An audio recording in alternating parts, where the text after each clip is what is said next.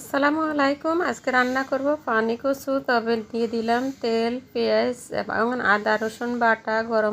তেলগুলো গরম হয়ে আসার পরে তারপরে হলুদ, মরিচ, লবণ, ধনিয়ার গুঁড়ো সব উপকরণ দিয়ে ভালো করে কষিয়ে নিচ্ছি। কিছু সময় কষানোর পরে দেখা গেছে এটাকে আমি দিয়ে দিলাম সিদ্ধ করা কচুগুলো। আগে থেকে সিদ্ধ করে রেখেছি লবণ এবং হালকা হলুদ দিয়ে, সামান্য পরিমাণ লবণ দিয়ে। এখন কিন্তু পরিমাণ মতো পানি দিয়ে দিলাম। ইলিশ মাছ ভাজা দিয়ে কচুটা রান্না করে নেব।